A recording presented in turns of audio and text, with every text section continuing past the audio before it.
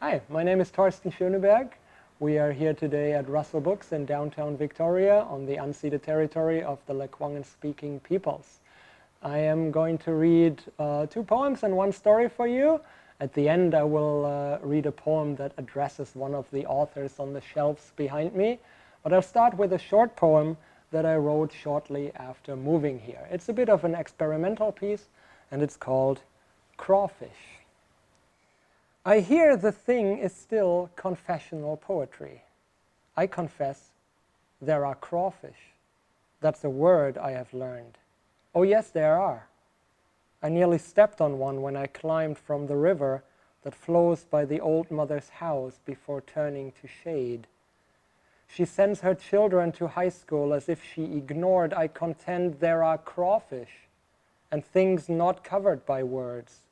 As she talks to her girlfriends and sees the sun dry my clothing that covers the ants and the leaves, my moldy crawling beneath, I saw an earwig running in circles for hours, saw a snake cross whirling over my feet to the grass.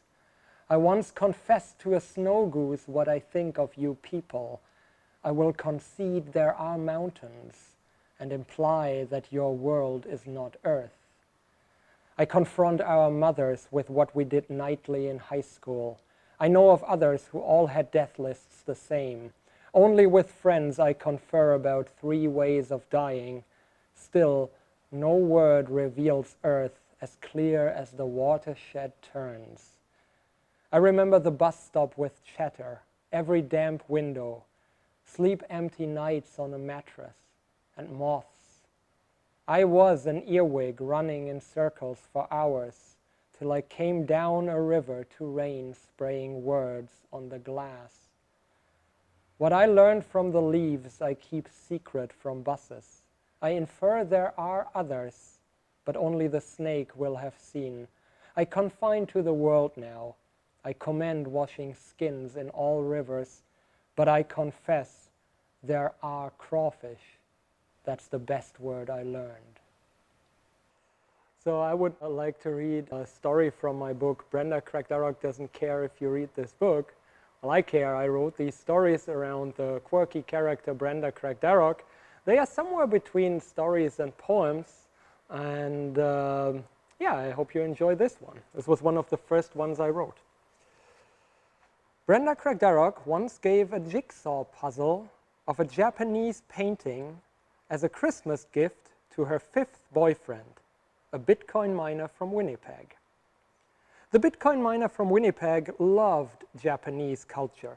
He explained to Brenda while putting together the edge of the puzzle how this drawing, and he pointed to the image on the box, consisted of only 17 distinct brush strokes, and yet showed a clearly discernible monkey staring at the reflection of the moon in a pond, a composition which was, of course, open to various philosophical interpretations. However, the Bitcoin miner from Winnipeg added, what predominantly amazed him was the connection of simplicity and expression.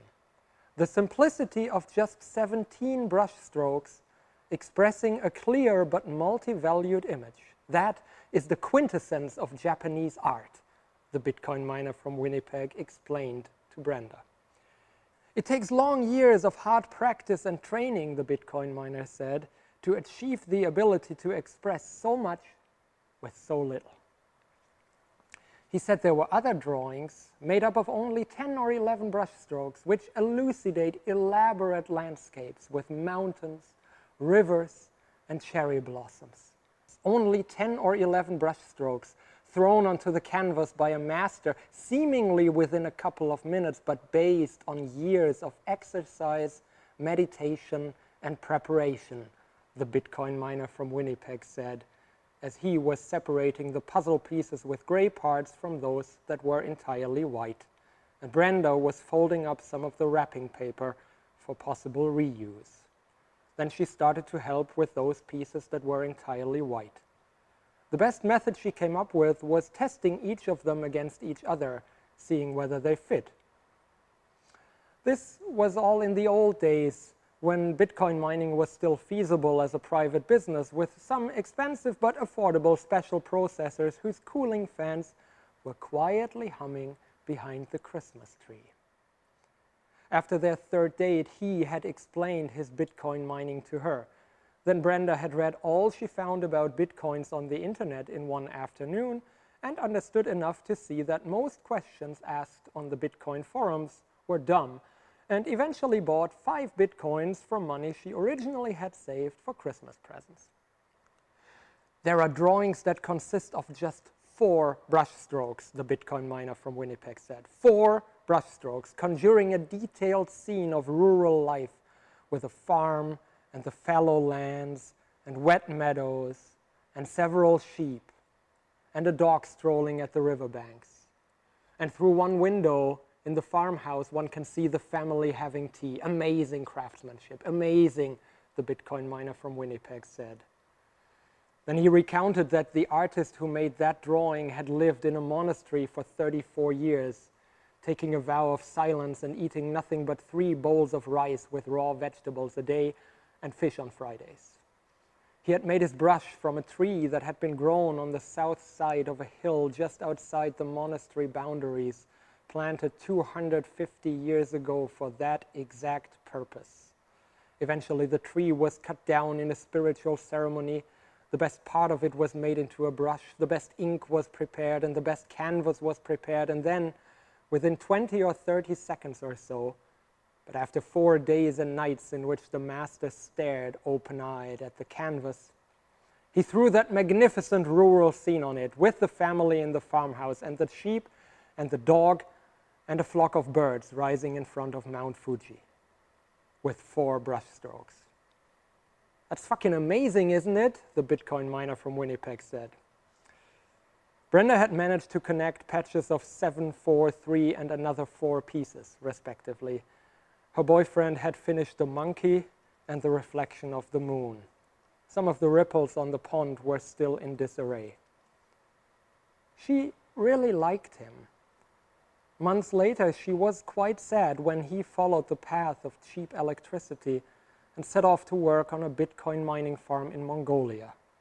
From there, he wrote Brenda a letter in which he enthused about the clear skies at his workplace and related to her that among the miners after their shifts, word went around about a painting made by a 97-year-old hermit who lived in a tree in the Hokkaido highlands, who on a canvas spun out of leaf fibers with ink made of the blood of a sacred frog mixed with abandoned spider webs, using his left little toe as a brush, had drawn a painting of the forest he had lived in for the last 60 years, as well as the sad love story which had turned him into a hermit 60 years ago, in 48 panels with 2 strokes. Brenda folded the letter for possible reuse, and with part of the money in her Bitcoin savings, bought a 2-year supply of finest organic rice. The city of Victoria is blessed with having several great bookstores. We are here at Russell Books, new and used books, great store. Of course, there's also Munro's and Boland and other small independent ones. I love bookstores. I've always loved bookstores. I've always wanted to work in one.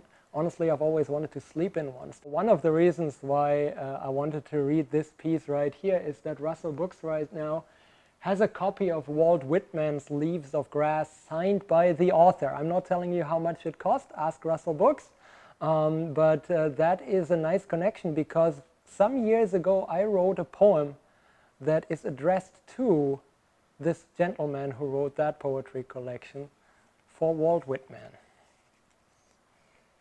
What do you say, Walt Whitman?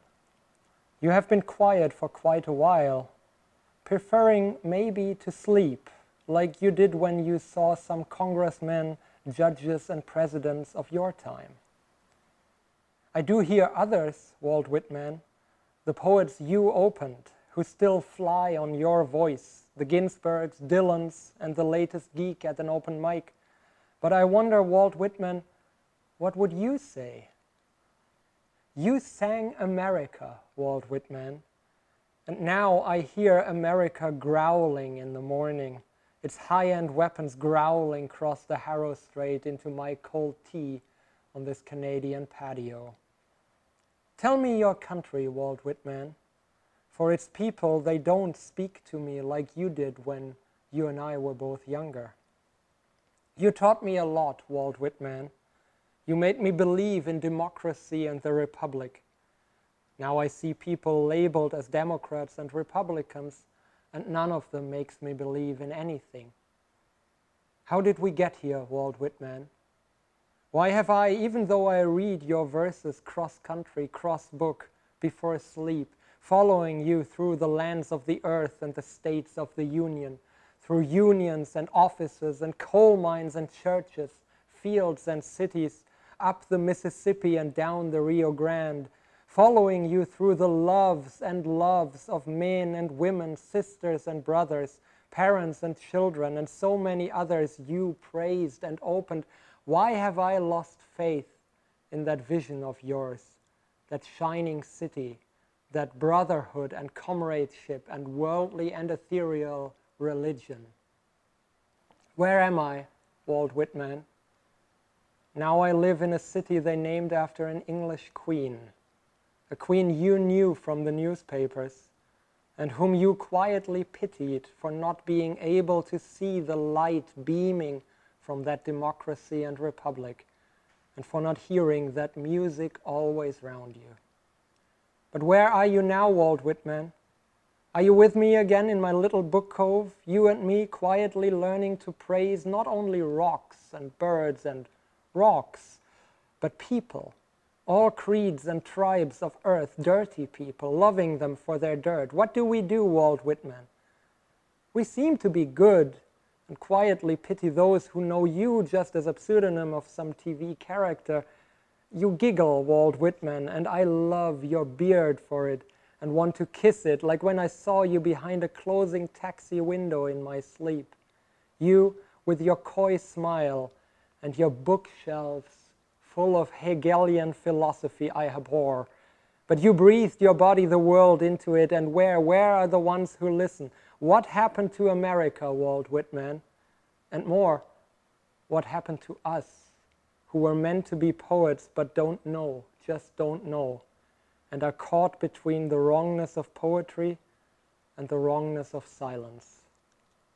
How can you be silent, Walt Whitman? But how can I speak? I wanted to offer one thing to you, Walt Whitman, just one thing I once learned in a language quite unlike yours. But this comes from the sands of the Baltic Sea.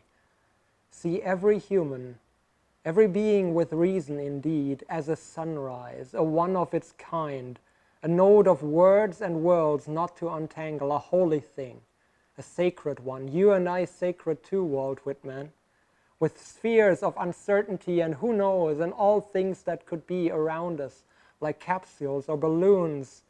Oh, the powers can pinch them, but we declare they are wrong to do so.